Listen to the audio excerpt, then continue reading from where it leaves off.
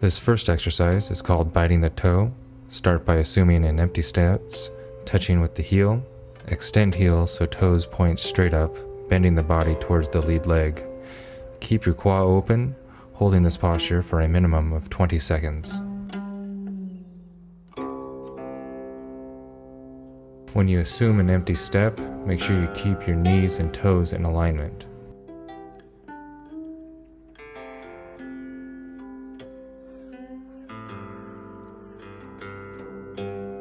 The next exercise is a modified snake creeps down posture. Starting from a standard bow step with the left leg forward, assume the snake creeps down posture. Extend the heel of the front foot so the toe points up. Make sure to keep the knee and toe of the back leg aligned. Hold this posture for a minimum of 20 seconds. If possible, smoothly transfer weight without standing when changing sides.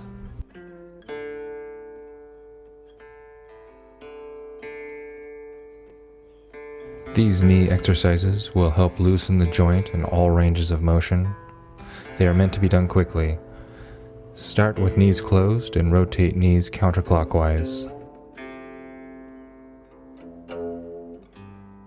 Then change directions to clockwise. Open your knees as you bend.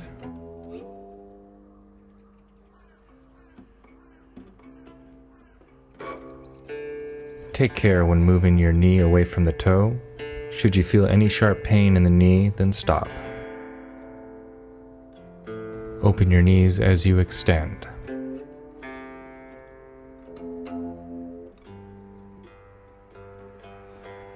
Slightly push the knee from the outside. Follow the push by rotating the knee in the direction of the energy. Shift weight back as the knee rotates. This illustrates a way of neutralizing an opponent's attempt to trap your legs. Pushing from the inside, the knee rotates out, following the energy.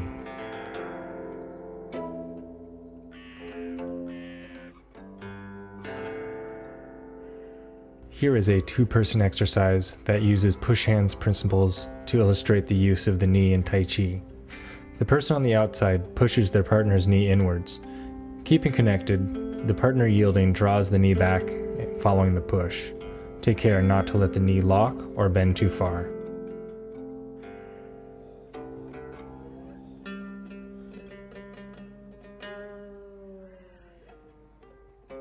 Changing the side of the knee, the person on the inside pushes the partner's knee outwards. Following the push outwards, the knee is drawn back, yielding the push.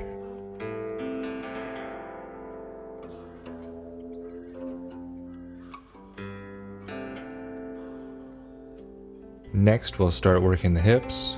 Start with the feet slightly wider than shoulder width apart.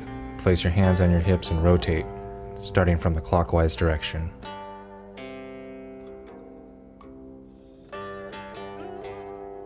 Switching directions to counterclockwise.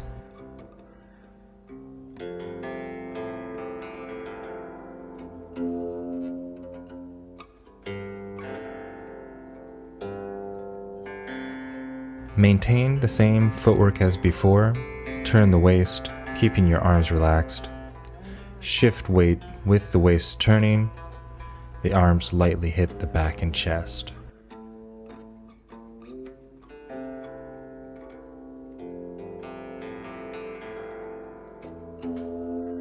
To practice loosening the waist, slightly push your hip. Rotate in the direction of the push. Direct the push so you can rotate both clockwise and counterclockwise.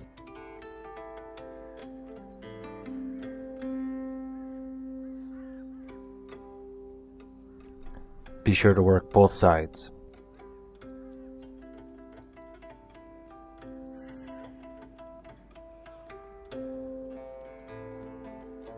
This is the two-person hip exercise. The person pushing stands at the side of the hip being pushed. The person pushes with the right arm to push on the partner's left hip. Rotate hips to yield the push clockwise or counterclockwise, depending on the direction of the push. In this instance, focus on using the left side of the hip to rotate.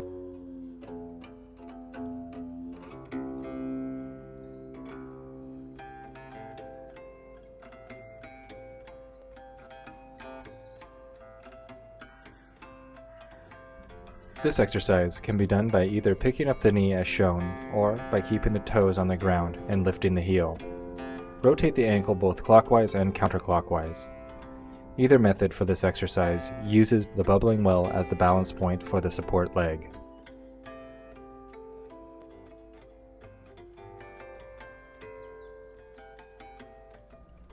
The following exercises are meant to develop strength and flexibility in the quad. This is necessary for developing a strong root and kicking ability. Start with your weight on the bubbling well, then lift the leg with knee bent at hip level. Draw the knee outward.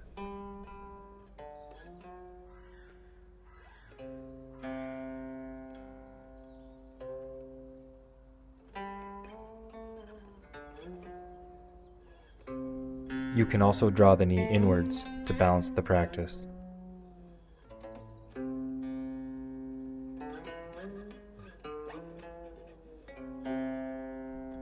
The principle is the same for both left and right legs.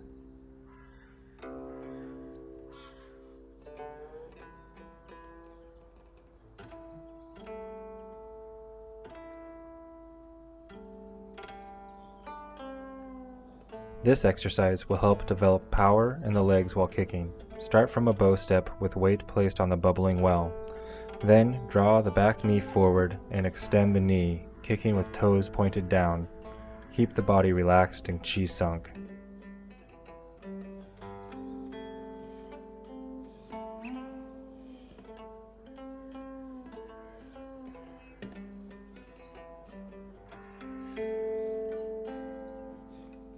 Practice both sides, keeping the principle of relaxation.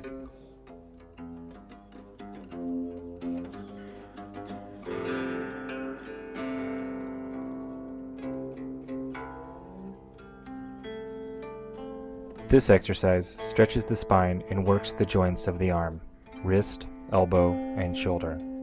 Bend your knees and sink as though you are going to sit into a chair. The arms are drawn inwards as you sit. Then, as you stand, flex the hip back, rotating the arms, returning to the starting position.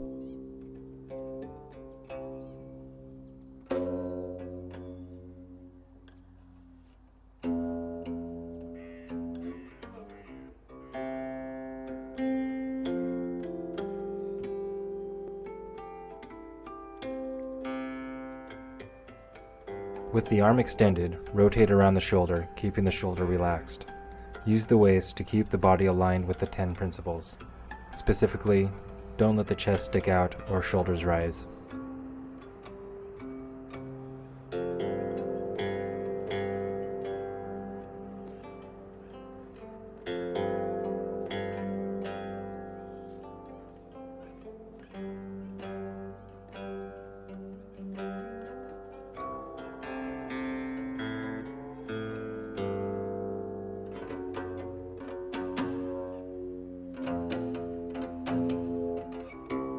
Raise shoulders up and rotate back.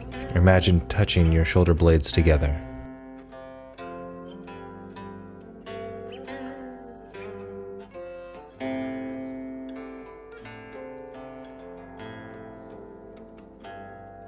From back, rotate forward, maintaining a relaxed state.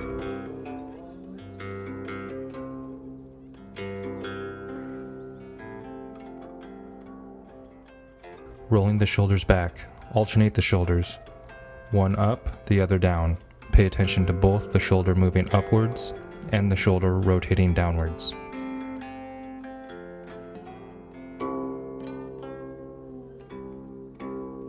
Changing directions.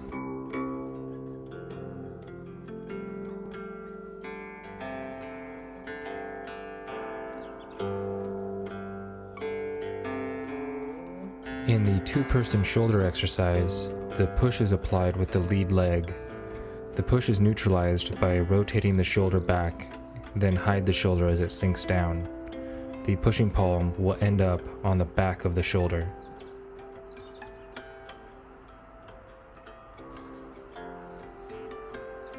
Push the back of the shoulder in a way similar to brush knee and push. Follow the push to neutralize it, hiding the shoulder as it sinks. Coordinate the body turning, and the palm will end up on the front of the shoulder.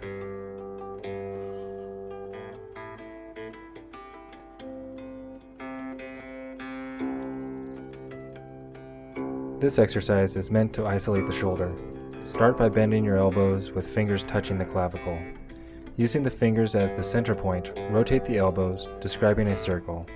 Don't let the shoulders rise. This should be done in both directions.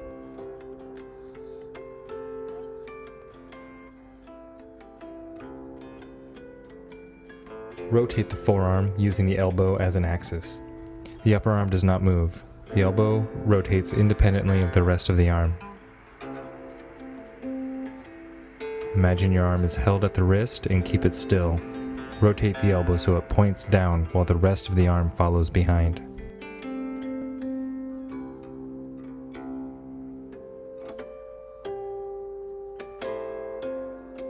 Changing direction, keeping the same principle of moving the elbow independently of the arm. Imagine your opponent holds your wrist. Rotate your elbow upwards.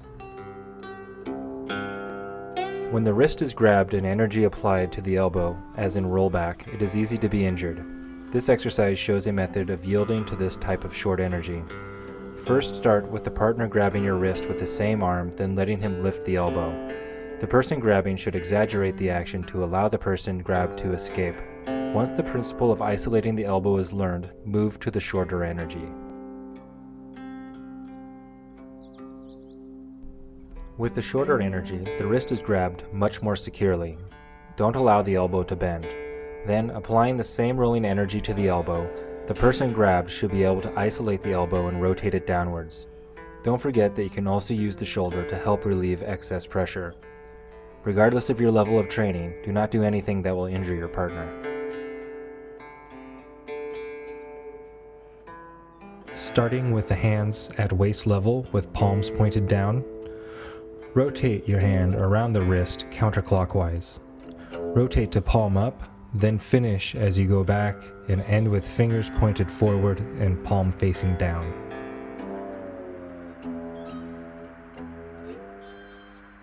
Change directions.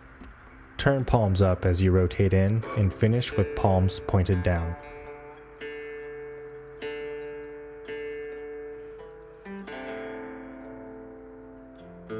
This exercise is meant to develop coordination and flexibility in the fingers, wrist, and elbows. Start with the arms extended, palms sitting, facing outwards. Then rotate palms up, bend fingers towards self, then bend the wrist, and finally elbows. Once the wrists have reached the chest, draw the arms downward and extend outwards, starting the cycle again.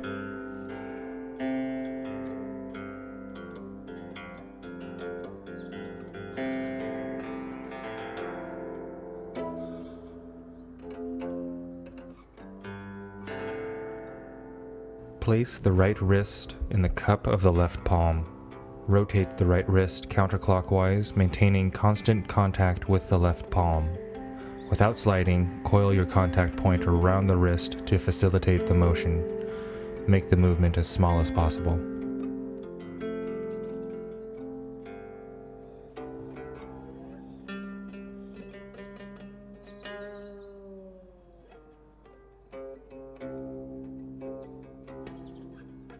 Changing to counterclockwise, try not to move the left palm.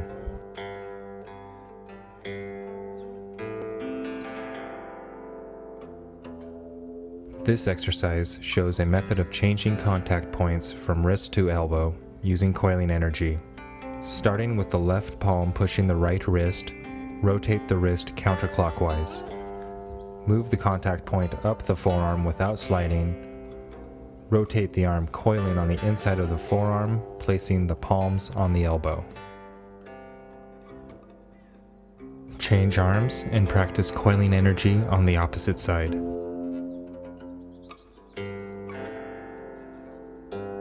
In push hands, when meeting push with ward off and you want to quickly change roles, one method is to rotate the wrist downwards, then coil around the arm while staying connected. This should allow you to push while your partner defends with ward off. Start with a large circle so you don't resist, then gradually make the circle smaller.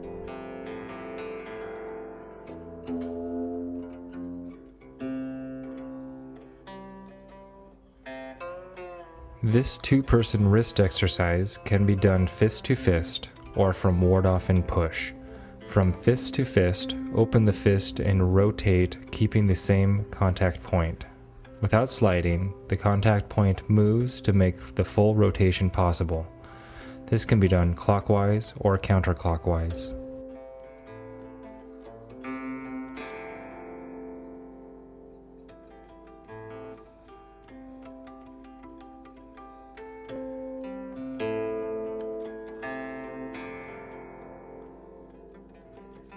This is a method for sinking the chest to absorb an incoming strike.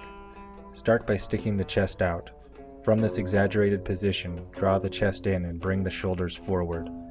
Your chest should sink inwards, creating a pocket.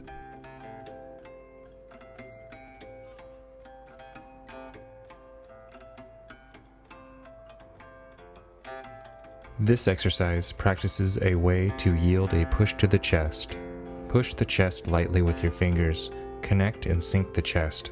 Then, without using your waist, use each side of the chest to turn and yield the force left, right, up, or down, depending on the situation. This exercise applies the single-person chest exercise with a partner. The person pushing uses their lead arm to push their partner's chest. Connect to the push and sink the chest. Then rotate the push to the left or to the right. Alternately, the push can be on the wrist, placed against the chest.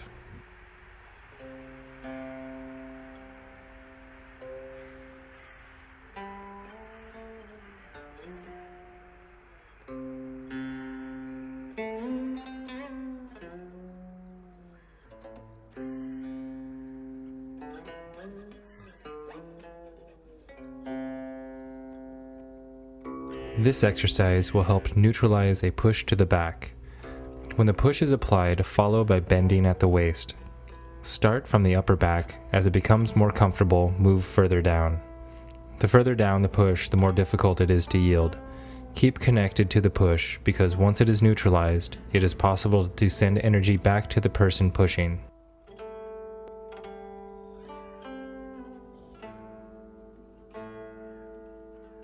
Pivot the neck up and down. Do not go too far back with the neck.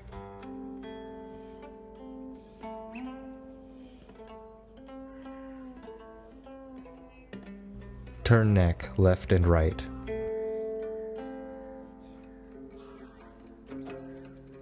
Shoulder to ear.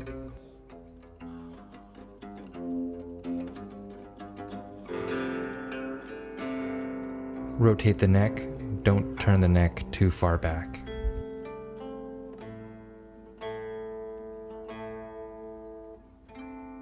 And reverse.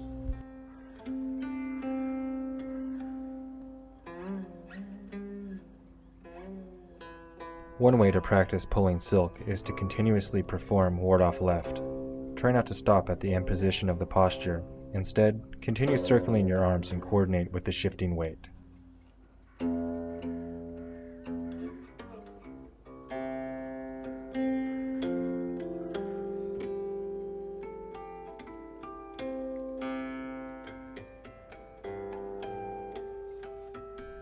At first, it may feel strange to practice the posture on the opposite side.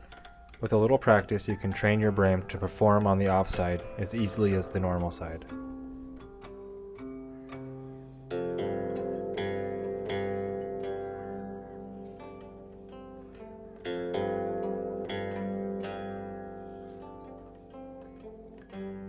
Another, more traditional method to practice pulling silk is to perform cloud hands. Rather than coordinating the movement while stepping, keep the legs still, shifting your weight and turning the waist as usual.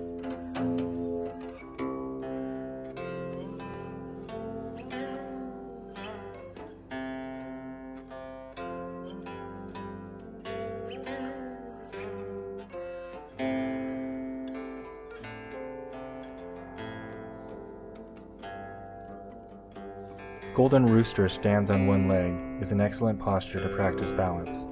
Link the right and left sides by stepping backwards and forwards. Keep the weight on the bubbling well and the lead foot at 45 degrees.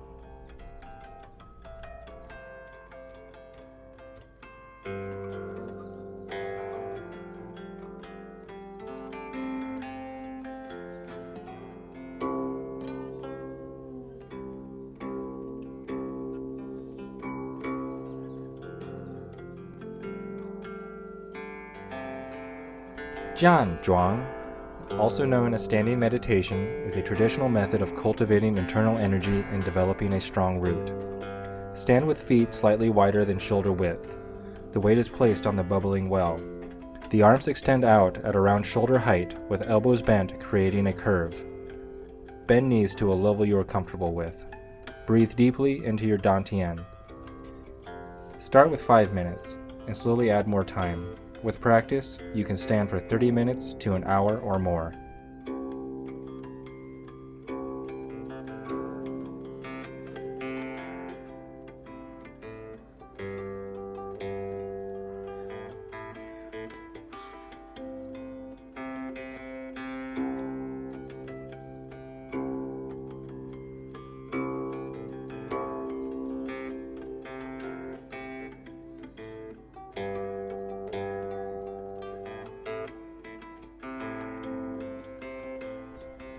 Standing meditation can be done in many different postures.